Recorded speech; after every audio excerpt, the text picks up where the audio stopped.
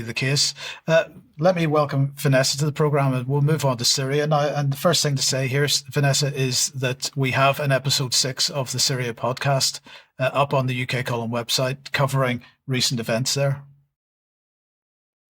Yes, people might enjoy listening to that because we do go into a lot of detail about the various regional players' agendas in Syria on the back of what is a hideous ethnic cleansing operation being carried out by the Takfiri-project, which of course is funded and supported by the UK government, among others.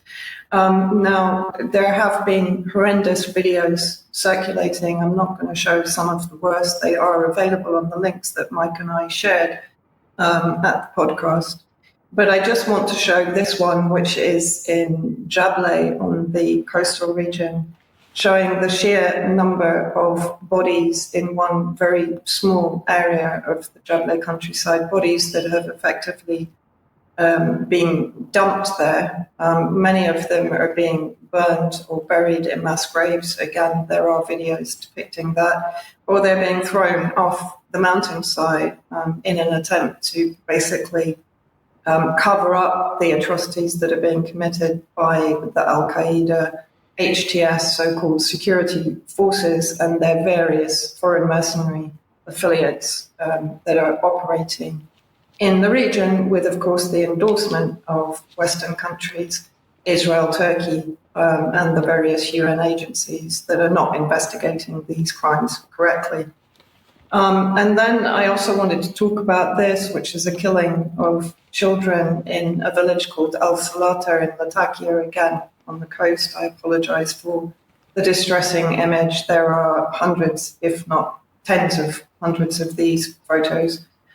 Children that are presumably going to be called regime remnants by outlets like the BBC and Channel 4. They're innocent civilian children that simply belong to the wrong minority group in Syria.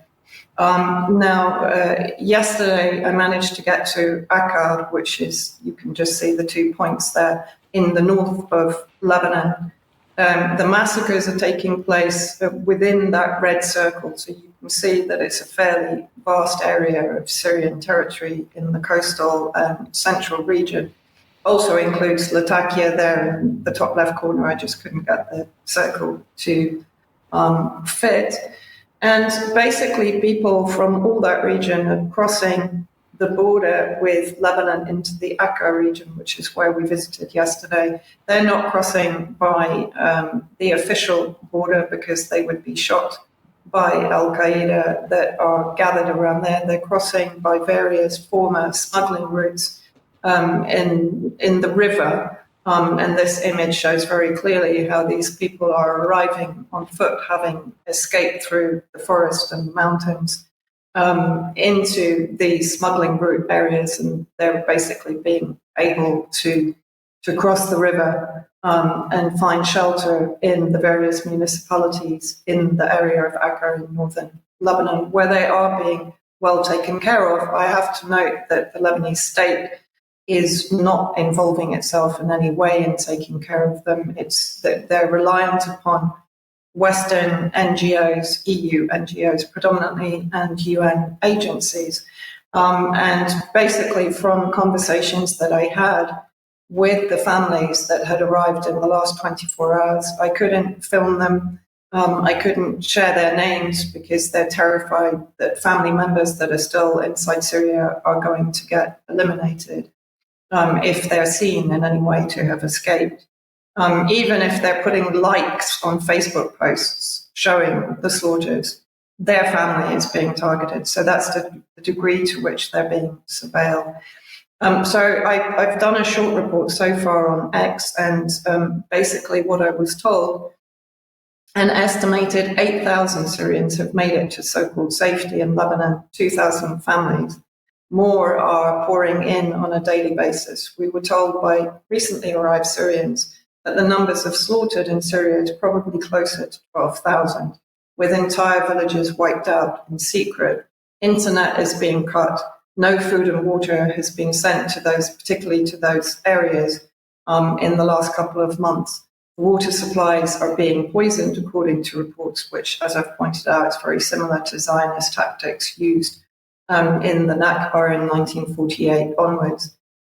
These people arrived with nothing. EU, UN NGOs in Lebanon are providing less than 2% of their needs, having already closed their borders to persecuted minorities fleeing EU-backed al-Qaeda security terrorist forces. Then I basically took a couple of images in one of the shelters that we went to, showing this is basically a school which is being rapidly converted into a refugee shelter. And I wanted just to basically share with you what some of those people said to me. Now, they told me that Tartus, which is on the coast, is apparently now currently surrounded by 400 HTS and foreign mercenary suicide bombers. So they're expecting further slaughters in the coming days and weeks in that area. Basically, they told me that their farms and their houses had been burned down, that they had been targeted when they fled, they were shot at, and they're being hunted down by drones, which is a horrifying aspect of this slaughter. One young man that had basically arrived the morning that we managed to speak to him said that he and his friend had managed to escape through the forest. They were basically covering themselves with leaves and branches at various points when they could hear the drone to try and stop them being detected. He spent 5 days by the river, hiding from the drones and the HTS forces that were on the banks trying to shoot anyone trying to flee. And at one point, he had to submerge himself in the water so that the drone, this is what he told me. Technically, I don't know if it's correct, but this is obviously what he believed and what he did. He submerged himself in the water so that the drone couldn't detect body heat from him. He was completely traumatized. And I have to say, just seeing these people, we saw the 1,000-mile stare from victims in Gaza that had been taken into Zionist prisons and tortured. I saw exactly the same stare in about the 15, 20 people, including children, that I was talking to. And I did record the conversations. I just haven't had time yet to go through and edit and to remove background noise, etc. But I saw exactly the same trauma in their eyes, and to see it in the eyes of children, many of them from sort of 10 years down, absolutely horrified, traumatized. They'd seen children burned alive. They'd seen children executed on the spot. Children were asked, if a group of children was being lined up, they were asked who should be executed first. Young women are being raped, trafficked. Children are also being trafficked for organ extraction, which I'll talk about in the next section. But the horrors that were being described to me were absolutely off the scale. And these refugee centres are all they have. Most of them, if we can just show the next photo, most of them arrive with nothing, literally nothing, just the clothes on their backs. And the only support they have are from the local municipalities. And finally, I just wanted to show, because this was an emotional moment for me in a way, a video that we took on the way to the crossings, the river crossings. This is basically Syria that you're seeing beyond the ridge where I'm filming from. And to see Syria like this, beautiful Syria, looking calm and serene, but knowing what is going on there is very difficult. And also, of course, not to be able to return myself, only to be able to see it from the Lebanese side. And it's worth mentioning that all of these people that have left Syria under threat of ethnic cleansing have said that they don't see themselves with a future in Syria unless Jolani is removed. And of course, what they're now pushing for is foreign intervention and the partitioning of Syria to create a safe state for them on the coast with anyone but Jolani in charge. And this, of course, is part of the Western-managed, Israeli-managed Takfiri-project to end with the partitioning of Syria. Vanessa, I'm not going to say thank you for that because that was horrendous, but that was a fantastic report. So, we we watch to see how this develops, and we will, of course, report more on this. Let's move on. Yes, well, I would first of all direct people to the UK column White Helmets Archive, where you can see the work that we've done in collaboration since I think it was 2016. Mike, perhaps correct me if I'm wrong. Basically, primarily UK Foreign Office, UK FSTO project, backed by British military intelligence and the MI6 to establish an organization, a first response organization in Turkey and Jordan that was later embedded with Al Qaeda and used to basically collaborate or corroborate, let's say, UK Foreign Office policy in Syria, which of course was regime change since 2011. And that includes the staging of the alleged chemical weapon events that, of course, have been debunked by the OPCW, the Organization for the Prohibition of Chemical Weapons inspectors themselves, particularly in 2018 in Douma, east of Damascus. Now, this is a tweet that I put out a couple of years ago in 2020, that their primary role, I would say it's one of their primary roles, is to mop up after Al-Qaeda war crimes. This is a video from Jisr al-Shagor in May 2015, when Al-Qaeda, HTS, Nusra Front, all the same thing, massacre Syrian Arab army and civilians with a suicide truck bombing of a hospital and surrounding areas in Jisr al-Shagor. So let's just play the video. Basically, here you'll see the first suicide truck, which I think is followed by a second one. But the point here is that the White Helmets have consistently been filmed coming in after Nusra Front, HTS, terrorist operations, including beheadings, dismemberment of prisoner corpses, attending executions. If we can just go back to the video, you can clearly see here the White Helmets in the front there. There's an Al-Qaeda fighter on the right that you've just gone past, covering his face. The White Helmets are seen here carting out the bodies that were a result of the suicide bombing. And of course, those bodies, very often, according to the accusations levied against the White Helmets, were being taken immediately into Turkey and were being used for organ extraction.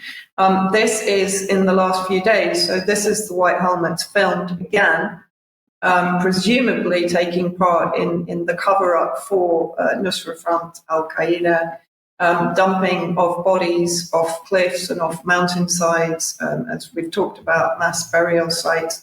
This is, I'm not sure who's actually filming this, but they go past the kind of the White Helmets that you can see there, clearly with vans and vehicles that probably do contain the bodies that have been filmed being thrown off the mountains by Russian surveillance equipment. Actually, there's another video kind of running in tandem to this, but you can clearly see the White Helmets operating in an area where HTS and Nusra Front are carrying out atrocities against the Syrian people.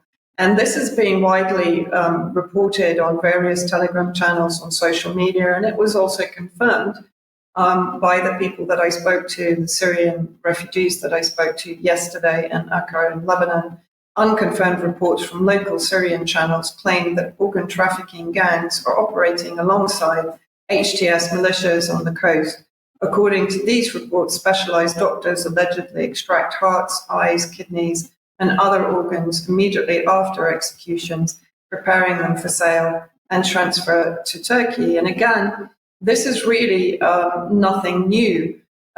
When we look at the White Helmet history, this was a panel that I actually participated in 2018 at the UN, a panel discussion on the White Helmets organization in Syria. I gave testimony to that based on the witness reports that I had taken inside Syria of the White Helmets being involved in organ trafficking. And worth mentioning that the BBC actually produced a 15-episode series called Mayday Rescue.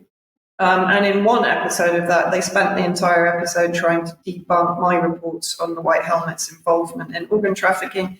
The best they could come up with with a witness that had actually participated in the crimes of a group called Nur al-Dinzinki in Aleppo, particularly the beheading of a 12-year-old child back in 2016, was that the bodies were being transported to carry out autopsies, which is absolutely insane when you think about it. It's not even a valid excuse or justification for what has been going on. And this is a slide basically from the presentation made by Maxim Grigoriev from the Foundation of the Study of Democracy, who spent, I think, more than a year inside Syria collating testimony from civilians in Syria that had either witnessed or been on the receiving end of lightly injured children and adults that had been taken into Turkey and were basically returned with organs missing. You can freeze frame and read the actual testimony, and you can watch the panel, the link to which will be shown in the show notes. And this is one of the regular harvests of war, sadly.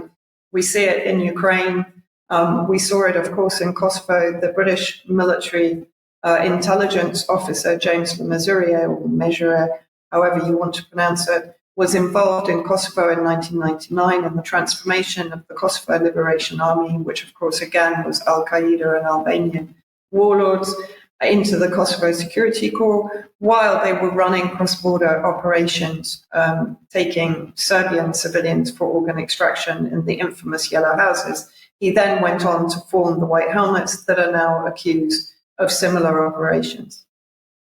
And Vanessa, just a quick correction. I think the BBC series was just called Mayday, right? Oh, potentially, yes. Yes, I think it was. Mayday Rescue was the organisation. Yes. Yeah. Okay. Yeah. Thank you for that. Thank you. Now.